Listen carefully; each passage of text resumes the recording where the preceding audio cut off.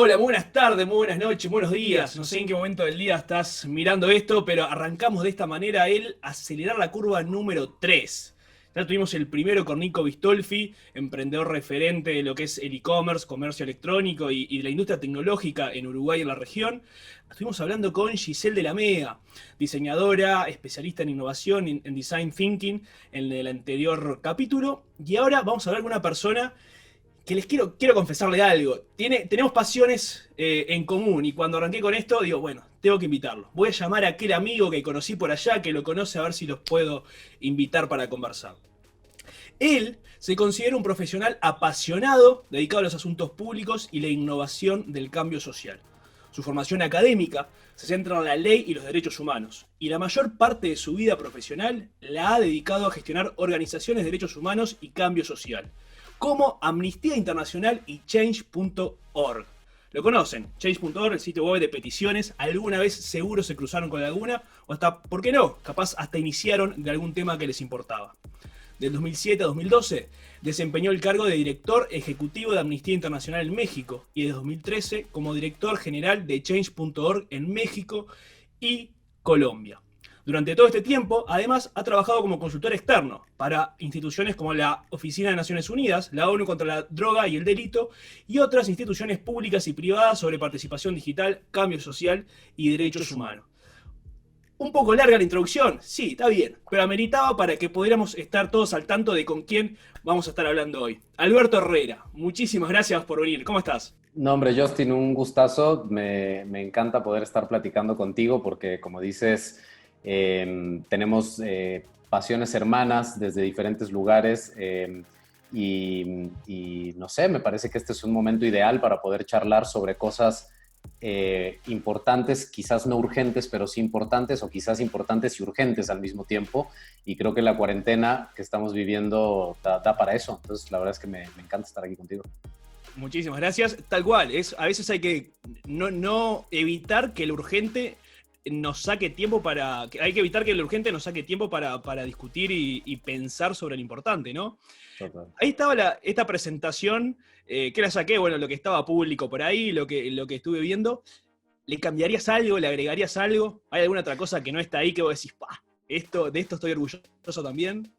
Bueno, hay muchas cosas que no están ahí, algunas de las que estoy orgulloso y otras de las que no estoy orgulloso. Ah, bueno, también. Eh, sí, mira, es un poco extraño las cosas que yo he hecho en mi vida porque las cosas en las que he invertido mi experiencia vital han sido bastante zigzagueantes. No, yo soy muy malo para esta pregunta que de pronto quieren hacer en los trabajos cuando se contrata a alguien de ¿y dónde te ves en 5 años? No tengo ni idea dónde me veo en 5 años. Con trabajos puedo ver dónde me veo dentro de 6 meses. De verdad soy muy malo para planificar esas cosas. Y además creo que las cosas más lindas que me han pasado en la vida justo tienen que ver con esa incapacidad de planeación que a veces tengo conmigo mismo y que sin embargo, fíjate lo que es la contradicción en la vida, sin embargo, gran parte de las cosas a las que me dedico es ayudar a organizaciones y colectivos a tomar forma y eso muchas veces pasa por sus temas de planificación. Entonces, la verdad es que me he dedicado también, además de a gestionar organizaciones de derechos humanos, cambio social, también me he dedicado a ayudar a empresas, colectivos o incluso a partidos políticos, universidades, incluso en sus procesos de planeación, de definición de futuro, etcétera. Aunque he de confesar que soy muy poco dogmático con ellos, soy muy poco ortodoxo y más bien estoy enamorado de los temas de planeación porque me permiten imaginar, fantasear, innovar, crear, pensar como escenarios distintos a los que tenemos en este momento y por eso es que me gusta sentarme con la gente a intentar ayudarle a que su inteligencia se modele en algo que sea tangible y que se pueda accionar, ¿no? Entonces, bueno, ahorita formo parte del consejo de administración de 3 empresas que les ayudo a funcionar de diferentes maneras. Una que se dedica a temas de desarrollo de nanotecnología, otra que se dedica a patrimonio cultural e histórico, cosas totalmente diferentes, Totalmente distinto. y otra que se dedica a temas de responsabilidad social empresarial, y al Ok. mismo tiempo acompaño a una universidad también como encargado de planeación. Estoy como en diferentes cosas, ¿no? Entonces, por eso Ok. digo, soy muy poco ortodoxo. Yo creo que no sé si profesores o profesoras mías que haya tenido en la universidad estarían muy orgullosas porque seguramente dirían, a este cabrón lo formamos durante 5 años y terminó haciendo lo que le dio la gana, pero la verdad es que me hace feliz hacerlo de esta manera. Ah, qué bueno, qué bueno. Está bueno. Y creo que ahora lo estamos hablando un poco fuera del micrófono. Creo que también hacia donde estamos yendo para discutir los grandes desafíos que tenemos y hacia dónde vamos y cómo hacer mejor el futuro, precisamos conocimiento de distintos lados, de distintas áreas. Conocer un poco de allá, un poco de allá, porque esa polinización cruzada a veces entre industrias, rubros, puede llevarnos a encontrar aquellas soluciones capaz que nos están faltando para los desafíos que tenemos. Y ahí te tiro la primera pregunta y llévala para donde quieras. ¿Cuál te parece que es el mayor desafío que tenemos hoy como sociedad y que nos genera mayor peligro hacia el futuro si no lo trabajamos de forma correcta? Mira, yo lo resumiría en una palabra, Justin, que es arrogancia. Yo creo que hay un serio problema de arrogancia en la manera en la que se ha definido la civilización contemporánea. No cabe duda que la civilización digamos, puede distinguirse de manera o con características bastante homogéneas alrededor del mundo. Por supuesto que hay una diversidad de culturas, etcétera, pero sí ha habido una tendencia hacia la homogeneización de un montón de cosas, de sistemas económicos, de sistemas políticos, la concepción del Estado, la manera en la que nos entendemos como seres humanos, en nuestra relación con la naturaleza, con otros seres humanos.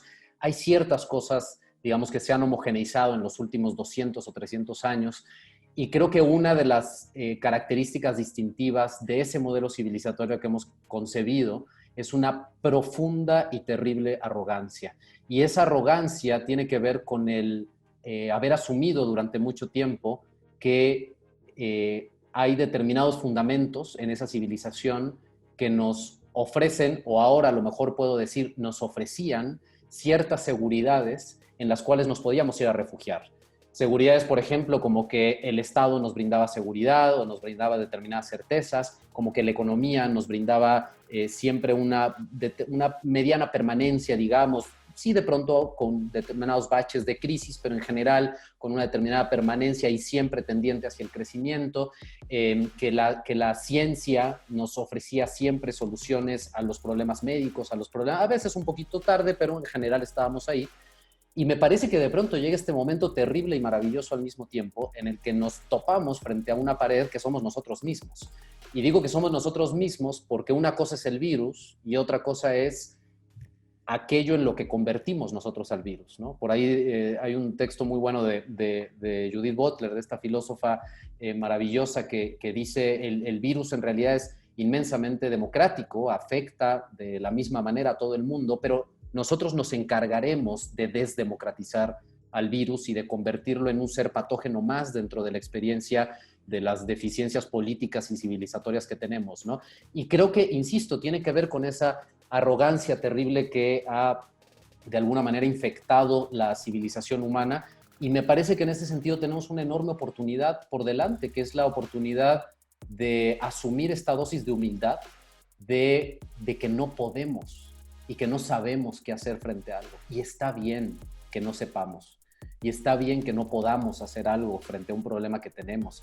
Y está bien la incertidumbre en la que estamos. Y está bien no saber hacia dónde está avanzando esto. Todo eso está bien. Lo que pasa es que hemos montado rieles desde hace muchos años que están precisamente construidos desde la lógica de que la incertidumbre es dañina, de que la inseguridad, en términos, digamos, de no conocer el rumbo al que vamos, es una cosa de la que hay que rechazar y de la que hay que alejarnos. Y creo que ahora se abre una ventana de oportunidad. Insisto, sin dejar de reconocer la inmensa tragedia que hay, porque yo entiendo que de pronto estas cosas pueden sonar mucho al junior privilegiado de la Ciudad de México que habla desde su departamento, y que sí lo entiendo, pero creo que también tenemos que reconocer que también desde este lado de privilegio hay un montón de cosas que se están poniendo en cuestión y que nos van a ayudar, quiero pensar, y ahí es donde está el gran desafío que tenemos como humanidad, que seremos capaces de hacernos las preguntas correctas, que seremos capaces de responderlas y que seremos capaces de modificar el rumbo de un montón de cosas que tienen que cambiar hacia adelante. Ahí vos marcabas arrogancia a nivel humanidad, y acá te lo pregunto y tratando de pelear un poco para conversar, Claro. creo que a veces el ciudadano común, puede pasar en México, pasa acá en Uruguay, son distintas caras, pero en esta realidad latinoamericana que creo que pasa muchas veces de que muchas personas no se sienten empoderadas y por lo tanto no se sienten responsables de la realidad en la que están. Entonces capaz te escuchan a vos ahora y dicen, pero a mí de qué humildad, de qué arrogancia me habla si yo apenas llego a fin de mes para traer el pan a mi casa, si yo no tengo poder para cambiar esta realidad en la que vivo. Los que lo hacen son los políticos, son los empresarios, son las personas que hoy tienen poder. Ellos son los arrogantes, no yo. ¿A qué le respondés a eso? Porque no lo hablas a nivel humanidad, pero muchas Sí. personas hoy se sienten fuera de esa humanidad que puede cambiar el rumbo de nuestra realidad.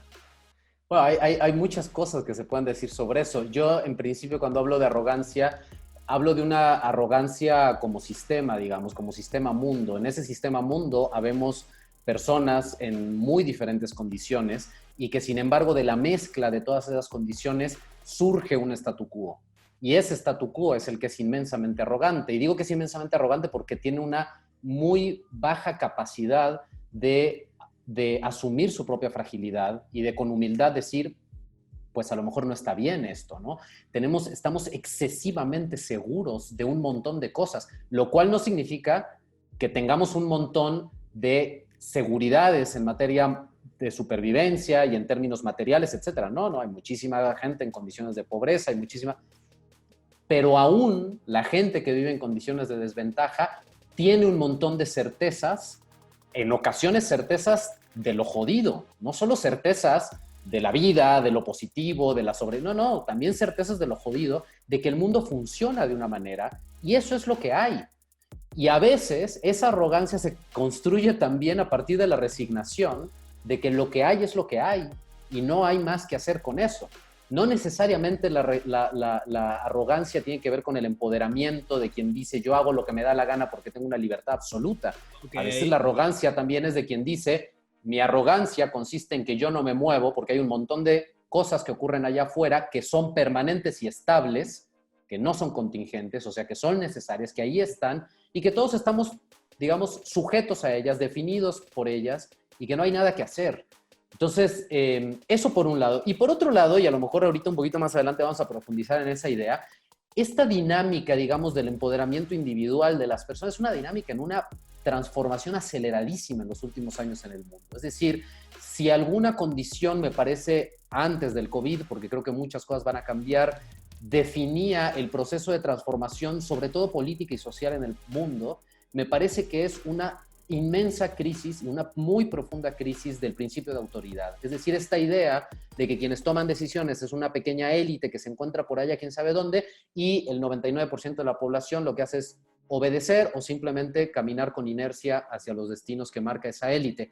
Eso es un principio que está en una crisis muy profunda. No es que se haya revertido del todo, pero está en una crisis muy profunda. Hasta hace 50 o 60 años, si el Papa decía algo, era verdad absoluta en materia religiosa, política y de lo que sea. Hoy en día, si lo dice el Papa o lo dice cualquier otra persona, le importará a ciertas personas, pero hay una enorme capacidad de poner en cuestión lo que se dice. Lo mismo si algo lo dice una empresa o si lo dice un gobierno o un partido político. Hay una enorme capacidad de disputar el sentido común, de disputar las verdades, de disputar aquellas cosas que se asumían como cuestiones dadas, ¿no? Y eso tiene que ver con un proceso de empoderamiento y tiene que ver con muchas cosas, con la tecnología, con la comunicación, con la liberalización de herramientas, con muchas cosas, ¿no? Ahora Entonces, vamos a ir a varios de esos puntos ahora, pero ahí me diste pie para algo que estaba escuchando una charla hoy, que te habían invitado como director de change.org, justamente ahí hablando y mostrando algunos ejemplos positivos de esta plataforma de participación ciudadana digital. Y algo que marcabas era el mayor problema que hay hoy es la hiperconcentración del poder. Y lo que decías era, no se va a solucionar sacando un nombre y poniendo a otro. Que a veces soluciona un problema concreto, pero no solucionaba el problema grande de la hiperconcentración de poder. ¿Por qué considerás realmente que hoy, para el mundo en el que vivimos, esto es un problema tan importante?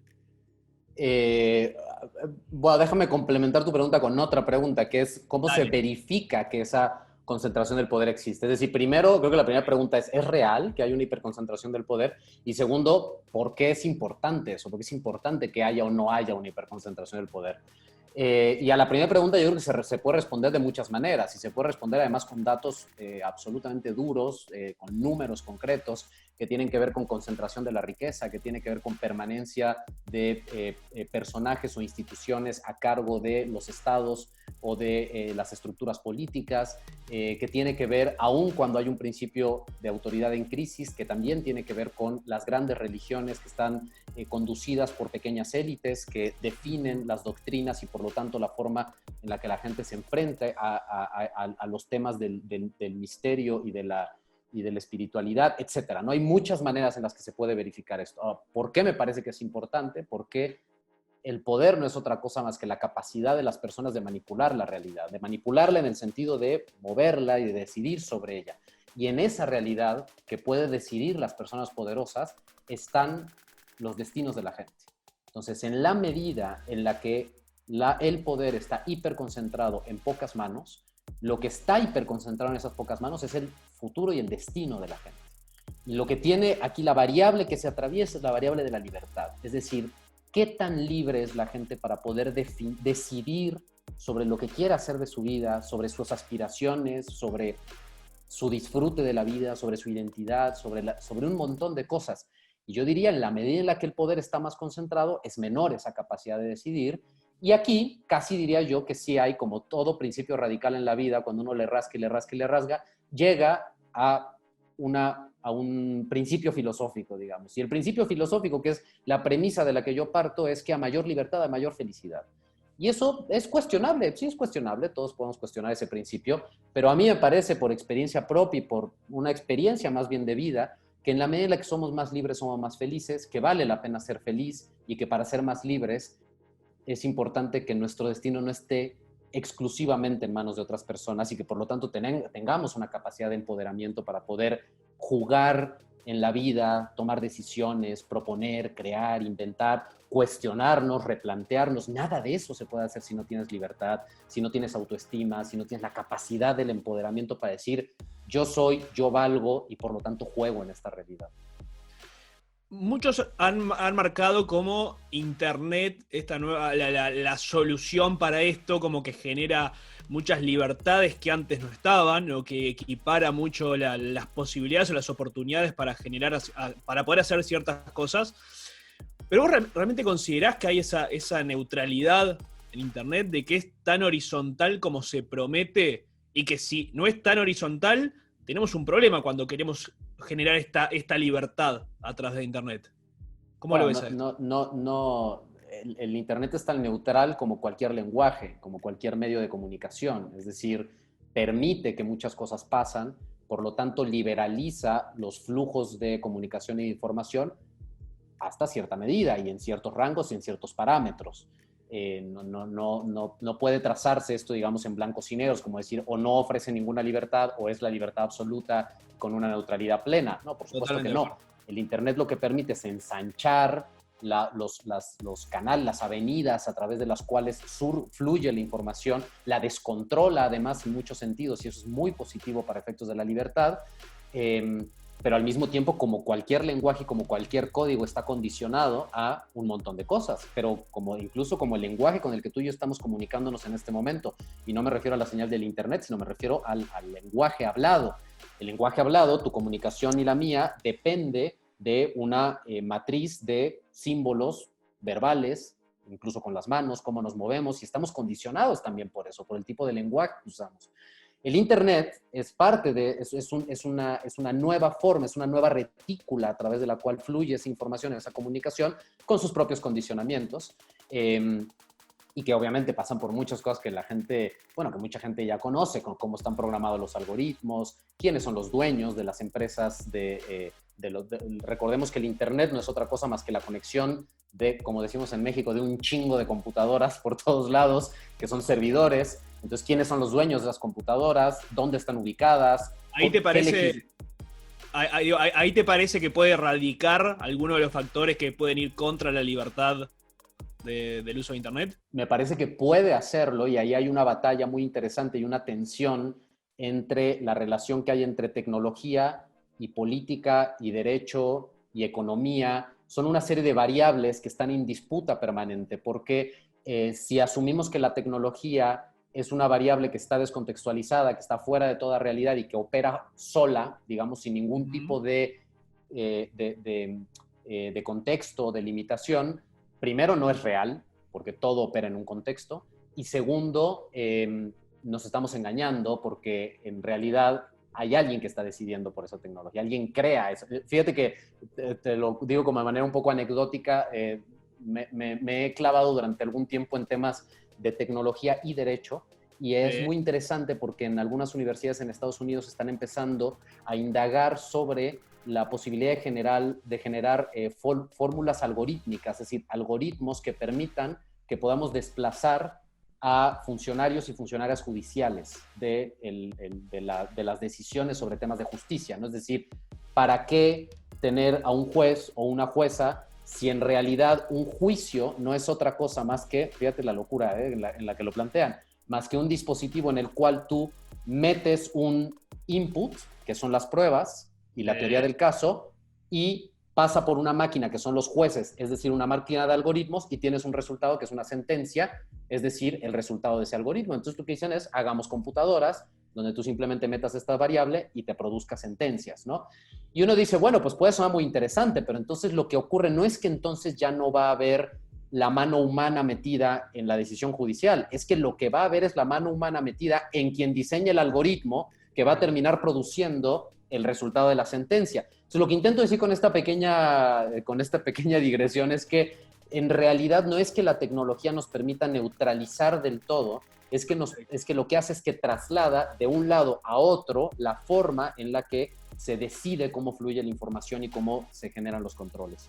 Pero no solo la forma, sino también tal vez esa hiperconcentración del poder. Sí, puede ser o puede no ser también. Es decir, y por eso digo que depende en qué red opera ese desarrollo tecnológico. Si tú agarras el Internet y lo ubicas en un contexto de autoritarismo político, de hiperconcentración de la riqueza, etcétera, bueno, tienes el caldo perfecto para que el Internet no haga ninguna diferencia en la hiperconcentración del poder. Si por el contrario insertas el Internet en una retícula donde lo que hay son parámetros de democracia, transparencia, medición de la riqueza para saber quién es el dueño de los servidores, que se sometan a determinados estándares de rendición de cuentas y de transparencia sobre sus decisiones, etcétera, pues la posibilidad de liberalizar entonces y de diluir o de desagregar esa concentración del poder, pues es muchísimo más clara. Fíjate que me llama, ahorita que lo dices, me llama mucho la atención. Ayer precisamente se presentó en México una propuesta por el partido político del presidente, que me llama la atención el nivel de sorpresa que generó en mucha gente.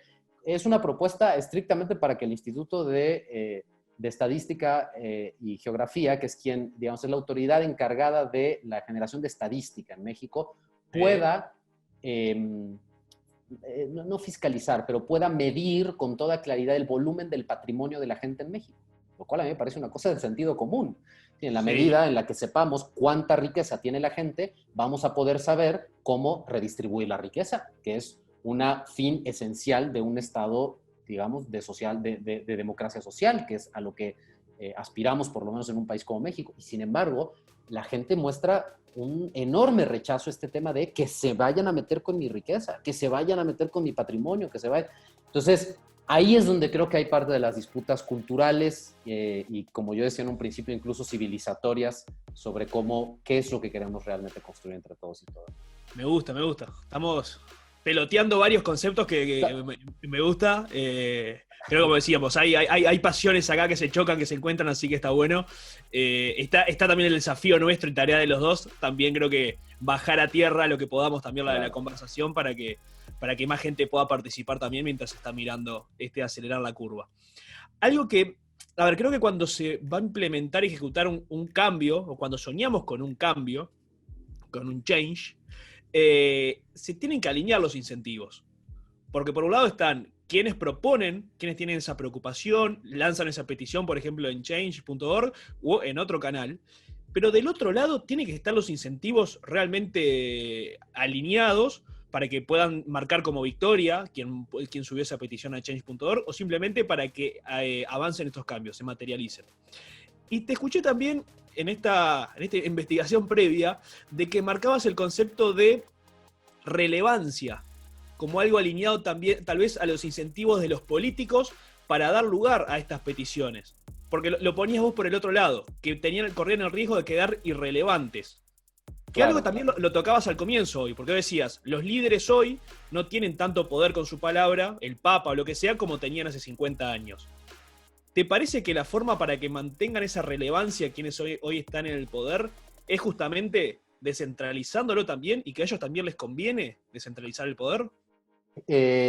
Sí, no sé si les conviene descentralizar, pero sí les conviene entender que la realidad es otra, que funciona de otra manera y que tienen que asumir ese nuevo modelo de realidad. ¿Cuál es la nueva realidad? Un paréntesis nada más. Acá en Uruguay hay una frase, no sé si hay también, que es: cuando no puedes con tu enemigo, úneteles. Pues sí, o por lo menos entiende de qué está hecho tu enemigo para que puedas jugar con él y puedas pelotear un poco, porque si no te quedas completamente fuera de la jugada. A ver, en realidad eso que yo decía en aquella charla de la que hablas, en realidad es una cuestión muy elemental, es decir, la sociedad cada vez, dicho de manera muy sencilla, cada vez le exige más cosas al poder. Y cuando digo el poder me refiero a empresas, gobiernos, hay muchas formas de personalizar el poder, de personificarlo. Cada vez le pide más cosas. Si el poder insiste en ignorar a la gente porque no quiere pelotear, porque es más cómoda la arrogancia, esa misma de lo que yo hablaba al principio, es más cómoda la arrogancia de decir, no, soy yo el que habla, soy yo empresa la que habla, soy yo gobierno el que habla. En la medida en la que sostenga esa posición, lo que va a terminar pasando es que todo ese montón de gente que está pidiendo cosas no va a dejar de pedir cosas. Digamos, esto no tiene marcha atrás, la gente va a seguirlas pidiendo y lo que va a empezar a asumir la gente es, mira, aquel no escucha. Eso es lo que va a pasar. Aquel no escucha. Entonces yo no puedo jugar con esa persona, no puedo pelotear con esa persona. Y si no puedo pelotear con esa persona, pues yo simplemente la saco del tablero. No me interesa, no está en mis prioridades. ¿Y eso qué significa para una empresa? Menos consumidores. ¿Y eso qué significa para un partido político? Menos votantes. ¿Y eso qué significa para una religión? Menos. Y así. Digamos, esto no pasa en automático porque todavía, digamos, es un proceso en el que esto está ocurriendo. No es algo que ocurre de la noche a la mañana. Todavía hay mucha gente que sigue queriendo jugar con aquellos que no escuchan. Pero esto progresivamente se está deslavando, se está erosionando. Te voy a poner un ejemplo, una cosa que me ha pasado mucho ya trabajando en change.org y es, me contactan muy seguido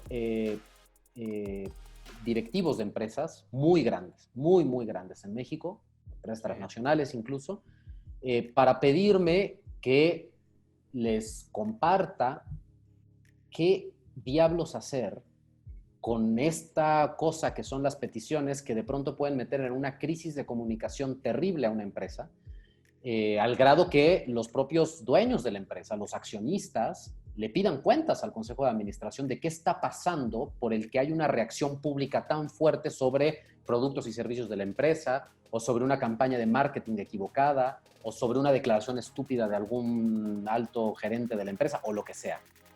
Y yo una cosa que les digo, y de pronto se las he dicho a varios directivos de marketing, de relaciones públicas de estas empresas muy grandes, es algo que creo que tiene que empezar a pasar, y lo digo yo sin ser un especialista en publicidad, yo nunca he estudiado nada de eso, ni mercadotecnia, ni nada parecido, pero yo tengo la intuición de que los especialistas en publicidad tienen que empezar a asumirse a sí mismos como especialistas en diálogo social. Es decir, él o la persona encargada de la publicidad ya no puede ser una persona que diseñe grandes mensajes comunicativos para ponerlos en estos súper letreros aquí en Avenida, en Periférico, o estos grandes mensajes en la televisión que creen que va a convencer a la gente por ese principio de autoridad. Es que si lo digo yo que soy Coca-Cola, ¿cómo no me van a hacer caso? Si lo digo yo que soy Nike, ¿cómo no me van a hacer caso?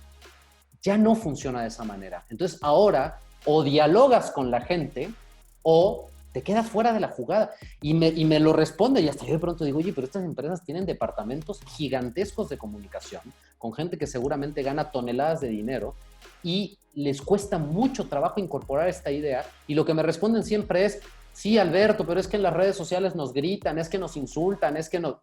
Sí, todo eso pasa, Todo eso pasa en la comunicación humana. Todo eso pasa. Y por eso tienen que ser expertos en ese diálogo, para saber qué hacer con los diferentes tipos de reacciones que la sociedad tiene, y no hay de otra. Esa es la nueva realidad a la que se van a tener que acoplar. Totalmente. O sea que me sonreía cuando te escuchaba porque también acá en Uruguay, en Montevideo, doy clases y la presentación, me acuerdo las diapositivas de la primer clase del curso de marketing digital en una universidad acá, justamente era antes las empresas tenían un discurso y ahora tienen que tener un diálogo. Claro. Y Exacto. justamente es ese cambio de paradigma que Dios, se trata de enseñar. Y yo hace 10 años que trabajo en la parte de marketing digital. Cuando arranqué en una agencia muy conocida acá en Montevideo, me tocó ir a vender, yo arranqué vendiendo, a venderle a una empresa muy tradicional acá en Uruguay, muy conocida, con un directorio bastante ganado en edad, más de 50 años la mayoría. Y cuando les decía, pero ustedes tienen que estar en redes sociales, tienen que tener ¿De qué año me estás hablando? ¿Hace cuánto tiempo? Y ponele 2011, 2012, Ok. más o menos. Le digo, tienen que tener su página de Facebook. No, pero nos van a insultar. Yo le digo, ya te están insultando. Claro. Ya está pasando, aunque vos lo quieras. Totalmente. Entonces es preferible que estés ahí para tratar de contestarle, para tratar de hasta convencerlo, porque Claro. creo también lo que pueden favorecerse las empresas que dialogan es que no todas lo están haciendo. Claro. Entonces, si de pronto a vos te dicen, Alberto, mirá que estoy al tanto de tu reclamo y realmente muestro la disposición para cambiarlo, Claro. ya eso a vos te sube un poquito la Claro. simpatía por esa empresa. Fíjate que hay una cosa muy interesante en esto que dices. Hay un principio que se utiliza en el mundo, digamos, de la industria de lo digital y de la tecnología, que es la gente no acude a las plataformas por los contenidos, la gente acude a las plataformas por la otra gente. Y por eso el éxito de las redes sociales, ¿no? Uno va a Facebook para encontrarse con gente, a Twitter para encontrar con gente, etcétera.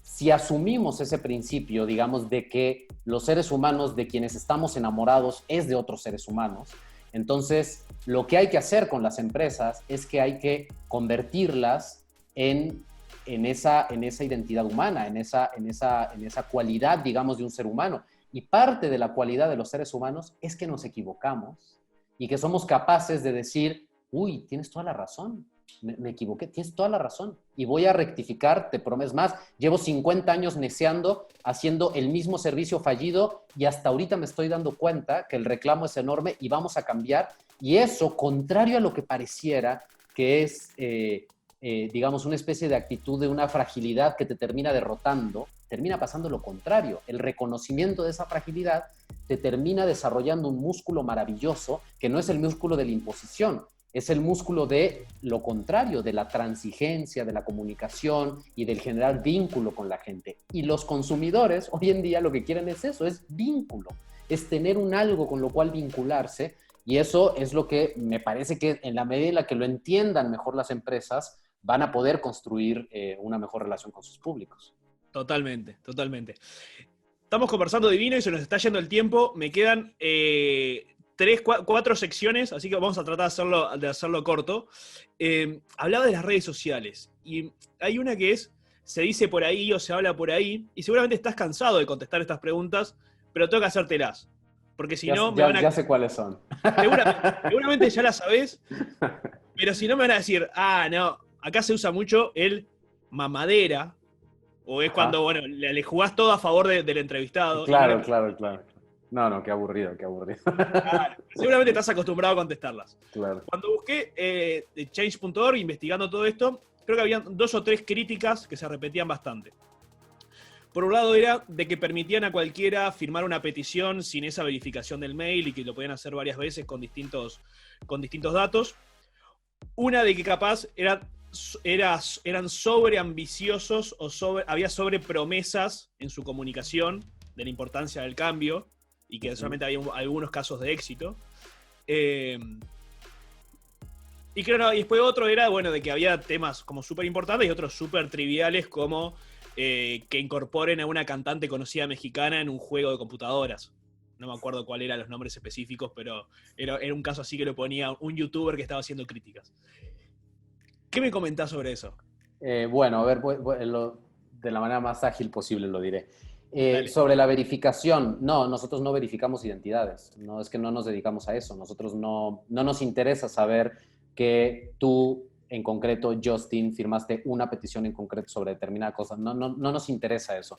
Nosotros lo que hacemos es ofrecerle a la gente que pueda firmar una petición a través de una cuenta que tiene en change.org. Esa cuenta está vinculada a un correo electrónico. Ese correo electrónico se puede llamar Mickey Mouse, sí, se puede llamar Mickey Mouse, no tiene que tener tu nombre concreto, y en ese sentido nosotros nunca hemos ofrecido, no es parte de nuestra promesa, digamos, no ofrecemos eso a nadie, ni a gobiernos, ni a nadie, no es parte de lo que hacemos, ¿no? En algún momento nos lo planteamos, nos planteamos sí poder generar un mecanismo que permitiera que la gente pudiera, por ejemplo, incorporar su credencial para votar, que en México es el equivalente, es la identificación oficial, digamos, y que eso permitiera que la gente pudiera presentar iniciativas de ley y otro tipo de cosas. Pero en este momento no es eso lo que tenemos. Ahora, hay un siguiente cuestionamiento que lo agrego a este que hiciste, que normalmente se hace, que es, y entonces, por lo tanto, una petición puede ser forrada de bots y en realidad tener 10 firmas cuando aparecen 500,000, ¿no?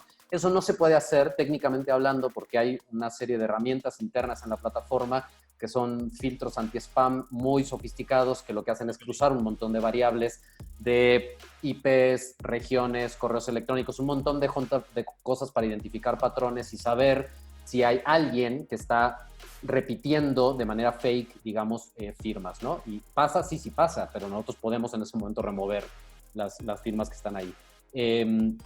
Eso sobre la verificación. Sobre la sobrepromesa.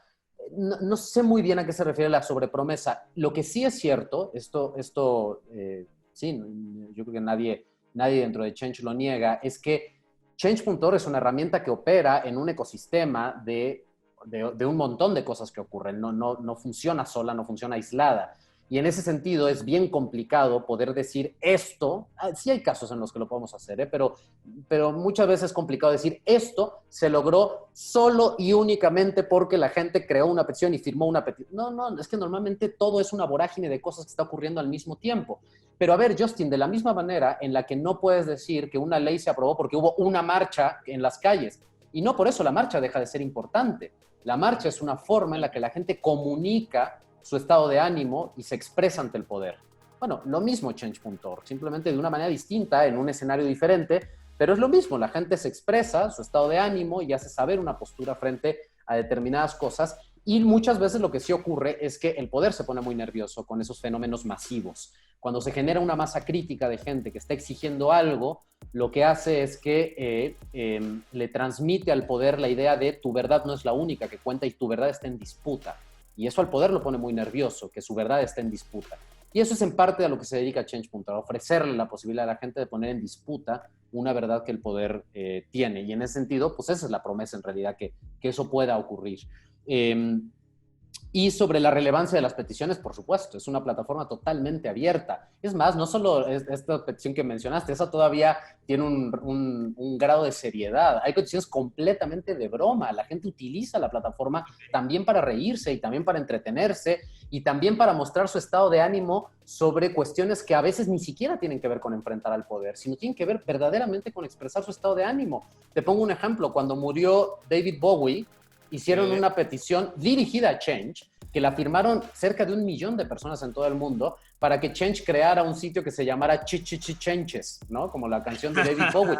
¿Qué diablos tiene que ver eso con el poder? Pues no tiene que ver nada. La gente lo estaba haciendo en realidad como un homenaje a David Bowie y no pasa nada. Creo que también tenemos que aprender a ser poco reverentes en el tema, digamos, de la lucha social, y que la poca reverencia no significa restarle importancia a esa lucha social, significa entender que los seres humanos somos muchas cosas al mismo tiempo, y somos políticos, pero también somos entretenimiento, pero también somos cultura, pero somos muchas cosas que están pasando ahí al mismo tiempo, ¿no?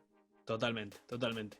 Me encanta, porque además, digo, ya de un poco, bueno, también dar la oportunidad para sacar todas estas dudas que a veces hay cuando sí, por favor, se hace claro. una búsqueda rápida.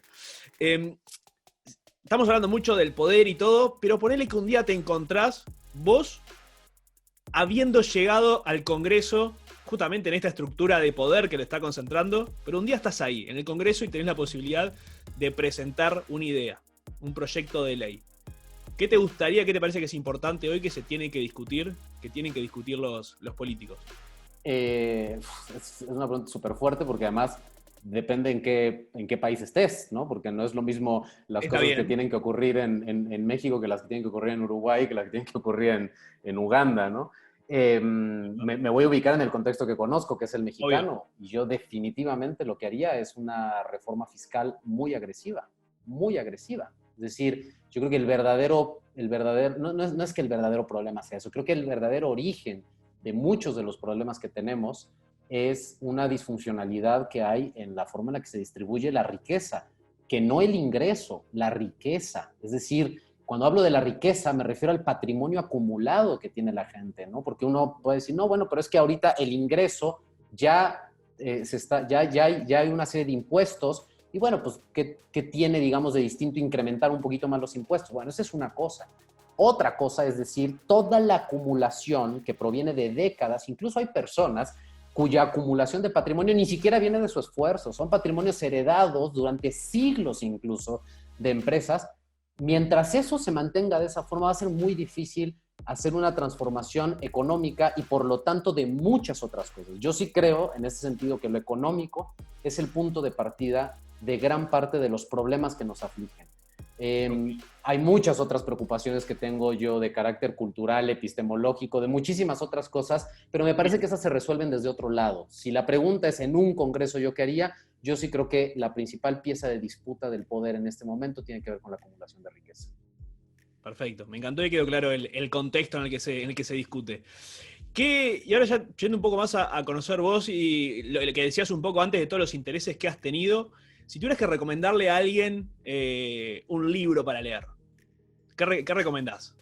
Sé que me imagino porque tenés varios y seguramente tenés una biblioteca súper amplia, con más libros por leer que leídos. Me imagino Sí, que también estás en esa categoría. sí, totalmente. Pero, a ver, ¿qué recomendarías un libro que decís, esto me cambió un poco la forma de ver o la forma en que hago cosas? Mira, me cae muy gordo hacer esto, pero lo voy a hacer sí, porque es la respuesta más honesta, la verdad, pero porque voy a recomendar dos libros que son libros un poco trillados, digamos, que son un poco del mainstream de los últimos meses, pero a mí de verdad son dos libros que me han ayudado a entender la época contemporánea y me han hecho hacerme preguntas muy profundas que me han descolocado en muchos sentidos sobre mi forma de entender el mundo. Eh, Uno de ellos es este libro de... Pará. Si yo fuera, a ver si sale esto, lo estamos grabando en este momento. ¿Qué ¿Vas pasa a si yo adivinar cuál es? ¡Qué vergüenza! qué pasa si yo te digo que tengo tu libro acá? ¡Qué vergüenza, qué vergüenza! Ya con esta introducción, ¿Eh? no vale cambiarlo ahora. A ver, no Ya con lo esta voy a cambiar introducción que para nada. hiciste. A ver, ¿cuál es? Vamos a sacarlo con cuidado. ¡Qué barbaridad, qué vergüenza! ¿Es este? Totalmente, pues sí. Pero es real, Justin, lo Es digo, de real, verdad es lo digo real. con mucha honestidad. Es un libro que a mí me ha hecho formularme muchas preguntas, porque una cosa que a mí me gusta mucho de ese libro, que de hecho ahorita estoy leyendo la segunda parte y no me gustó tanto como la primera, pero una cosa que me ha pasado con ese libro es que lo que hace el autor es una especie de jaloneo sobre una serie de cosas que tenemos, que damos por supuestas o damos por sentadas y que de pronto dice, pues no es tanto así como lo pensabas y una vez que ya te compraste esa nueva idea, luego te jalonea para el lado contrario, ¿no? Y eso a mí me parece muy estimulante porque hace que estemos constantemente rompiendo las ideas preconcebidas que tenemos de dónde venimos y hacia dónde va todo esto, ¿no?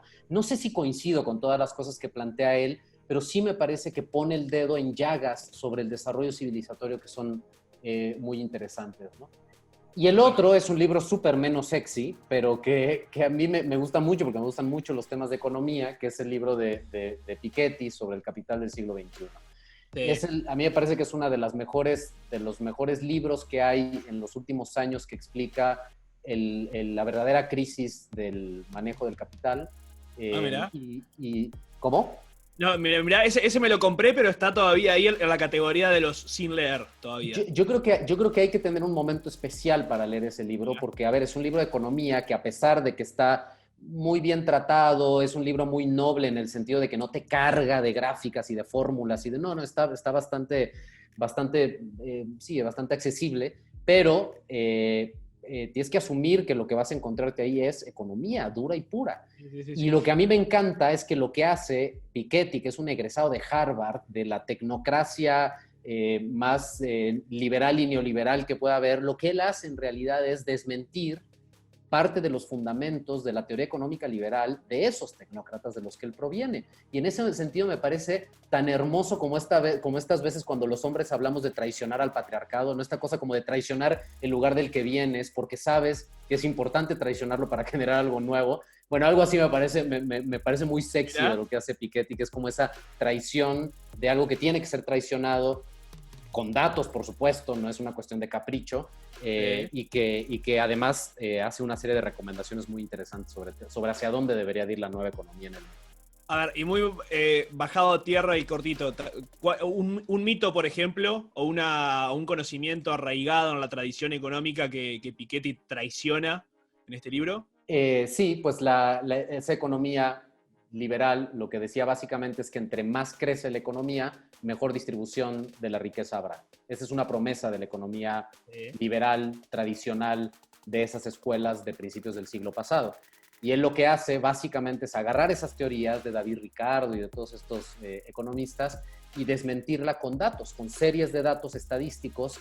Es un estudio de datos que no había hecho nadie. Él se remonta desde los datos de transmisión de la riqueza de la Francia del siglo XVIII, vaya, hace como es que estira las series de datos y termina concluyendo con una fórmula muy sencilla, que no voy a decir ahorita porque es meternos mucho en tecnicismo, pero con una fórmula termina diciendo, en realidad, ese fundamento de la economía que es el eterno crecimiento, no nos direcciona hacia una mejor distribución de la riqueza. Todo lo contrario, tiende a que la riqueza se concentre más. Entonces, tiene que haber una variable que tenemos que meter ahí, que tiene que ver con esto que yo decía antes, que es la redistribución del patrimonio de la gente para que podamos realmente encontrar una sociedad más igualitaria y no solamente una sociedad en crecimiento de la riqueza, ¿no? Sino en mayor armonía, ¿no? Entonces, no sé, yo lo disfruté muchísimo. Me parece que es un buen complemento además a lo que hace Harari con el otro libro de Animales a Dioses. Me encanta. Pues bueno, ni modo, caí en el bestseller, ni modo, me encantaría decir una cosa completa, pero además son libros que leí recientemente, entonces los traigo muy frescos. Está perfecto. Lo importante es dar que también cosas útiles para la gente que lo esté viendo, y yo me sumo también, creo que lo tienen que ver. A mí igual me gustó muchísimo el segundo, Homo Deus, a mí me encantó. Ah, mira. Yo un poco la sensación que tengo es que la hipótesis del primer libro, como que todo lo que va tejiendo en el primer libro, que no voy a spoilearlo para la gente que no está viendo, pero un poco esa cosa hacia donde apunta, siento que en el segundo, voy apenas a la mitad del segundo, pero siento que es como, bueno, esto ya me lo contaste en el primero, siento que hay pocas cosas nuevas, pero bueno, y lo que tengo pendiente leer es que yo sé que Noah Harari, el autor, hizo un artículo que parece que es muy interesante, yo no lo he leído, sobre sus reflexiones en relación con la epidemia, con la pandemia del coronavirus, y creo que es muy interesante como ver puesto en acción todas sus teorías del libro de Animales a Dioses en un contexto real de una... ¿no? Creo que eso es lo que ha sucedido también, que en estos 2 meses se ha acelerado lo que él decía en Homo Deus que iba a pasar en 5 o 10 años. La curva. Se ha acelerado la curva. Exacto.